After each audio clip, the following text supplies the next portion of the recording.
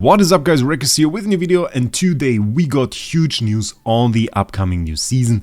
Starting off with one insane news piece for all players really, but mostly for free-to-play players, because I know you guys, you have been worried about this post that they put in game that says reach resonance level 240 as requirement for the new season. A lot of players thought they wouldn't be able to reach that, and we don't really have much time till the next season starts. The earliest servers will get it on the 10th of May, all other servers within 42 days of the start of the server. There will be a countdown, so you should be able to see it when it starts on your server pretty soon. And it's still, some players were concerned about it, so now they actually reacted to that. And there is this little arrow now actually in the AFK stage, and it says final push, increased AFK rewards to prepare you for the season. And we can see the effect of this right here. It says 5,243 essence a day, which is of course the main material you need to upgrade your heroes to upgrade your resonance level. 5,243. That is with the final push buff. Without the final push buff, this would be 2,007. So we have 2.5 times rewards basically for essence from the campaign, which should make sure that you are able to reach 240 either pretty close after the start of the new season, or maybe even at the beginning of the new season. So that is pretty great, and something that a lot of players actually wished for. So I think we'll all be able to start in the new season and have fun there and enjoy the new system. So other than that, they also now released a lot of news on the website. I want to keep you updated on all of that, so let's check that out. Starting off, we already have news on two new heroes, two new characters. They said it seem to be playable heroes. First of them is Zoran from the Mauler faction, Silent Fury, protector of the Uru clan, abandoned son of a prominent figure, akin to siblings, and we have his sibling there, which we'll check out in a second as well. Other than that, not really a whole lot of news on this guy. We see he has a melee weapon there, so probably more of a melee character. Honestly, the first time I saw this, I thought that his sibling there, and we will see right now, it's Isa, was his pet. It was kind of a summoner. I seem to be wrong with that, because we saw this first picture with only the shadows there, and we saw the smaller creature and the bigger creature, and I thought, oh nice, we get a summoner, but no, apparently not. Apparently that is Isa as a hero by herself, so yeah. Seemed to be pretty cool. There isn't much news about those yet, so I'm honestly still quite surprised, because there seems to be a lot more content in the upcoming season than I thought. I thought we'd get like a content release, some story around it, and then a new hero, but apparently there seem to be at least those two heroes, maybe more, and a ton of mechanics. So actually I think the new season will be rather packed, which is quite insane, quite cool. So let's check this out. We now have this dev update as well. New season availability, design solving power creep. Before we get into this, they also have a little bit of an event. Maybe we should put that first, and that event is actually this one: Pluto Mall exclusive perks, limited time bonus in Pluto Mall now. And you apparently, when you top up in Pluto Mall, you get this sword for the back of your hero. Pretty cool. Those swords are actually sent out to specific dates. They are listed in the Discord. First one is tomorrow, and then it's basically the Monday every single week. So just to let you know that, if you see the video, then probably you would have time to go to the Pluto Mall and top up. It seemed to be any amount, and then you can get this sword. So it's also listed in the Pluto Mall. If you don't know what Pluto Mall is a website that Farlight Games, Lilith Games, the publishers and developers of this game, put into place, and you can basically buy the dragon crystals that you can also get in game. Right now there is this 5% bonus that you get, so you get 5% more, and you also get this sword. So it might be interesting for you if you want to spend on the game.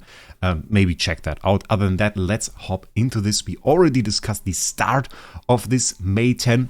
By the way, we'll do a live stream. I will announce that on my Discord and on this channel, so you will get a link for that. But right at the start, on the 10th of May at 2 AM, we will sit here, we will do a live stream, and we will stream the new season, so that will be pretty cool. The season time, however, that I thought was pretty interesting, is 4 months. And it is 4 months from the start on the earliest server, apparently. So the season end is the same on every single server. It's just that it's on some servers it starts a bit later, which I thought was a bit weird. But I guess they kind of want to put all servers on the same time frame. I don't know. It is. We will see. I guess I didn't really grasp an opinion on that yet. My first thought was it was a bit weird, but okay. I mean, for most cases, I mean, we have the game now for a month. Should leave at least 3 months of season for everybody, which I guess will be enough. So yeah. They talk a bit about the requirements, but given that they now have the final push buff, I guess 240 is not really a problem anymore. Interestingly though, they say they want to bring everybody on the same stage, on the same playing field, to bring an equal playing field, which is kind of an interesting grasp for a gacha game. Usually for a gacha game you like have the whales that are very far on top of like the normal players that don't really spend, and that they now want to make an equal playing field is very interesting, and I didn't see that in a game yet, so I'm pretty eager to actually explore that and see what happens there. Though given that they now put us on an equal playing field in terms of resonance, or at least put other players to 240, yeah, I mean, like, we still have the difference in heroes, right? I mean, I still have like a Paragon hero, and a lot of players won't really have that, or a lot of Supreme heroes or something like that. So there is still some difference in that regard. Yeah, so we have this now. They have they have 2 kinds of pushes, actually, if you didn't see that. For me, you could only see the final push, which was a general reward upgrade. But also, if you're a bit behind, they also give you another boost to that, so you will get an insane amount of resources, which is quite insane. They put some videos here by Barry and Amtashed for around about those reso pushes. I think it's a good mechanic. It's a good mechanic. I would be worried about them releasing the new season and players being like months behind and missing it entirely. That would be so bad. So I really appreciate that they now put players into a position where they can actually start into the new season. Interestingly enough, we now get season mechanics. They say it's basically 2 categories that we will see. First of all, permanent progression systems, which are all progression systems that you see now, which is like the Ascension, Supreme Plus, all of the gear systems, the resonance level that we saw, all of that is are permanent progression systems. And then we get seasonal progression systems that are only relevant for this 4-month season that we look at, and will be reset later. Apparently there is loot that you get, so like the further you progress into a season and the more loot and stuff you acquire, so in that sense, the more they reset at the end, the more loot you will get, which I think will be fairly interesting. Will be interesting to see what they did there. There are no news on that already. Permanent systems, as I said, everything we got now. So artifacts, resonance level, class equipment, hero tier, hero exclusive equipment, everything you got now is permanent. And will be effective across all future seasons. So that is pretty interesting. Well, I'm looking forward to also how they handle that, because right now we are upgrading our resonance level, of course, like the resonance level 300 and stuff, or beyond 240. And I'm eager to see how they handle that, because they kind of seem to want to slap a resonance level for the season on top of that. So is it like added? We have no news on that yet, but that is something that will be pretty interesting. Now we have those seasonal progression systems, seasonal resonance level, and that is like the coolest one. Seasonal hero skills. So once we have season resonance level 51, each hero gains 1 seasonal skill, which I think is insanely cool, because that means basically every single season, our hero balance in the game will shift a little bit. Maybe in one season, Cessia was pretty bad. Let's just say Cessia was pretty bad, because, well, now she's actually pretty decent. Let's say she was pretty bad, and then next season she suddenly has an insane new skill and summons 2 minions, for example. And this might just be the season of Cessia then. So I think that is pretty cool. Or we get a season where Mauler heroes got pretty strong skills and get a strong synergy. So really that will bring quite the shift. So we won't see this state in a game where you just have this one OP hero. That is a bit boring. and dominates PvP for a long time, but I think we will see switches around that, which I think is great. That is really great. I'm absolutely looking forward to making videos about this, because obviously for me as a content creator, this is a great situation. Because at every start of a season, we can talk about the hero again and can say like, okay, maybe there is now a new synergy. We saw the synergies with like Iron, Arden, and Carolina being one of the top tier things you could do in the base season, I would call it, the start of the game that we saw in the last month. And maybe we'll see something entirely different in the next month coming up with the season, and might be a Graveborn dominate the season. We don't know, maybe probably Mauler, I guess, but maybe we see something like this, and obviously that is cool to make videos about. Then we have season class equipment. The class equipment, if we check that out in game, I mean, this is actually this. So like support, rogue, mage, marksman, warrior, and tank. And we kind of had this before, and it was maxed now and really no longer any concern. So I'm pretty eager to see what they are going to do with it, because of course every single piece that we see here has certain stats. We see the stats here, tank legs, we have crit, armor, everything on there. So it is fairly interesting to see what they are going to do with it and how they are going to adjust it. Maybe we will see entirely different combinable sets, seasonal sets, giving even the heroes new roles or more damage in certain regards. And that could change up the meta entirely as well. The next seasonal thing are, of course, our artifacts. They want to introduce 8 new artifacts, I think it was. Yeah, 8 new seasonal artifacts. And I think, I mean, we kind of didn't see a lot of play of all the artifacts. I think the most meta-defining artifacts were the confining spell, just for the sheer power that you had to push AFK stages with it. And we saw a lot of star shard spell to deal max damage, to deal PvE damage. Sometimes people used it in PvP because we have this haste buff on here. In rare cases, we saw the blazing spell. Not really a whole lot play of the iron wall, the enlightening spell, or the awakening spell. Awakening spell is really something I used sometimes when I had survival issues, so I guess from these 3 that really didn't see much use, it is still the more used one. But enlightening and iron wall, I really didn't play at all. So, like, will be interesting to see a bit of a fresh take to that. We saw 6 base game artifacts getting 8 new seasonal now. It's actually insane. I have no idea how those are going to look. That is such a ton of content in itself already. Might be meta-defining. We really didn't see too much meta-defining stuff with artifacts yet. So it's more like, okay, we have this buff, you now have the confining spell, and this nice to have effect and makes sense to combine it with a certain team. But there wasn't really like a team that is enabled by an artifact. So it would be interesting to see if they do something in that regard. Okay, the next one is quite interesting. Magic Charms. Resets every season. Charms come in 5 different qualities. Collecting 3 charms of the same quality will activate a hero's special ability. The question is this like the seasonal skill or something else? So we'll see what that is actually about. I don't really have a lot of ideas right now what this is going to be. They say it's easy to develop and don't have levels randomized skills, so it will be probably something that we will easily understand once it actually is in the game. Right now it is a bit complicated. Interesting, all resources needed for the seasonal progression systems are available for free.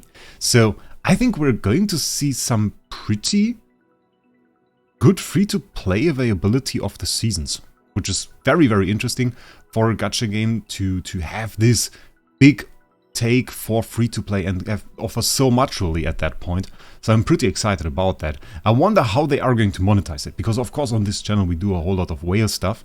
But whaling into seasonal progression is a bit of a difficult thing, because, well, really, if you whale on something, you kind of expect to strengthen your account for permanent duration with it.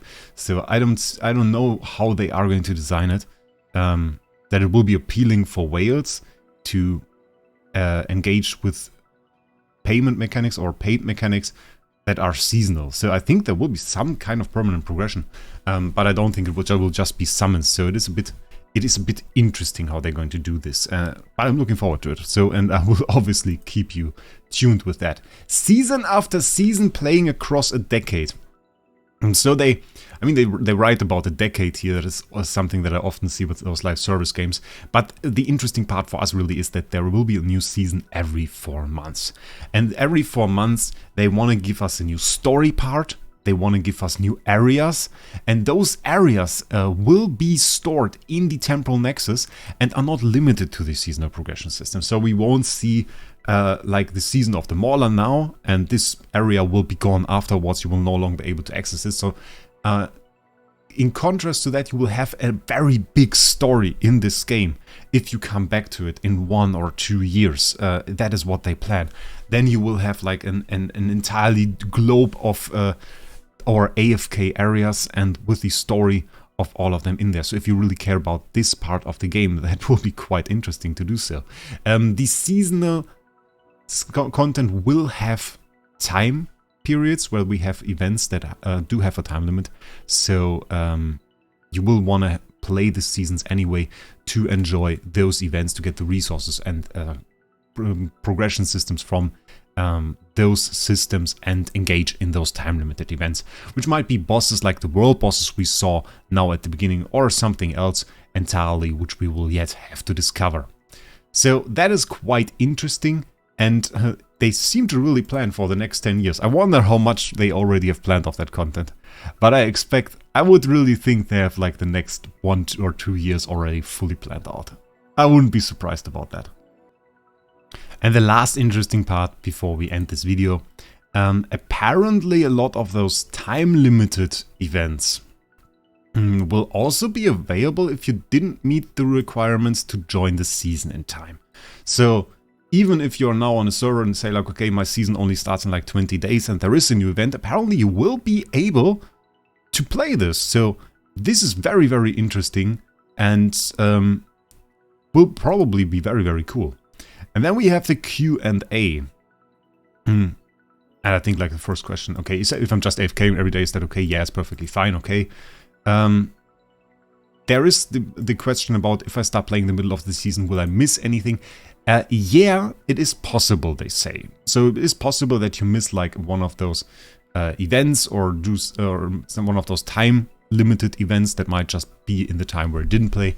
So staying tuned and playing the game at least once every day, doing your dailies and checking if there's something you want to do, that makes sense. And interestingly enough, they say, can't I just race through the whole map if I already reached resonance level 240? Yeah, you will unlock it faster, but of course there are features in story content, so you will still continue to grow within the season. Will there be seasonal story chapters after the season ends? No story chapters in the temporal nexus are not affected by seasonal progression, so like you can play the story whenever you want. This one, what I want to say.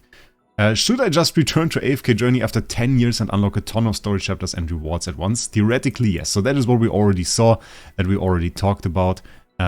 They plan to make to progress this system for 10 years. If they do that, then I will be very impressed.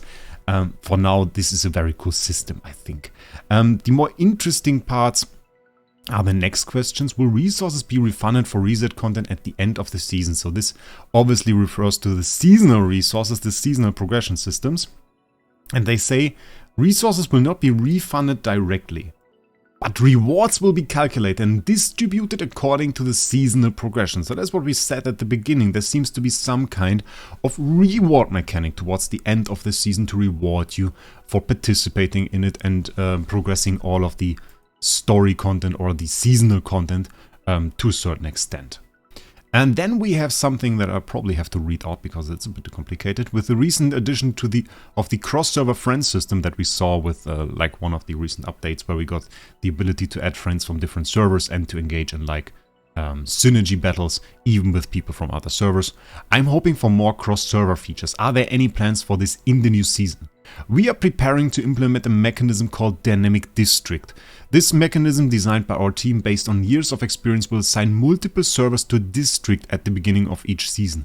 Throughout the season, we will experience different cross-server cooperative or competitive modes, some of which are district-based while many others are not restricted by a district. The servers will then be reassigned to different districts for the next season. Some features will also make districts compete with each other during the season. We will provide more detailed information in the future patch notes. I saw a similar feature in another game I played where like servers that were around your server number competed together in a competitive guild mode, for example. And this worked out reasonably well. And I think we may see something like this with those dynamic districts. How they implement it in the end, of course, from this doesn't really get clear. So we'll have to wait a little bit more. Apparently they are planning to make videos on all of this and keep us updated with that within the next week, really, because it's not really much more time that we have. It's the end of this month, and then we will see basically 1 week to the next season. So that will be fairly interesting. Will every server have full 4 months to experience the season? I already answered that. Not necessarily. The server has to have been created for at least 42 days, which at the start of this season will only be the first server. So if you started on the 27th or 28th, then this server will get it on the 10th. All other servers that started later on and maybe are not even at the Wolf Boss, for example, or don't have the Abyss unlocked, they will get it a bit later. So this is something that I thought was fairly interesting. Servers that are ready when the new season starts will have full 4 months. A server may at most be delayed the first time they enter a new season, then enter all future seasons on the first available date without a subsequent delay. So yeah, that is also what I said. Basically, the first season will be cut short, but it will end on the same time for everybody, and the next season will start right after. And if you missed a part of one season, you won't miss a part of the next one. So yeah, pretty cool stuff. Ton of new content, ton of new loot, ton of new mechanics. Very, very complicated, I have to say. But I will basically make videos on everything once we get more information. You can be sure of that. So if you want to stay tuned for all of this stuff, definitely make sure you subscribe to this channel. Make sure you check out my live stream once the season starts. And with that, I would say I wish you a great day. Tell me what you think about these seasonal systems and down in the comments. And we'll see us in the next one.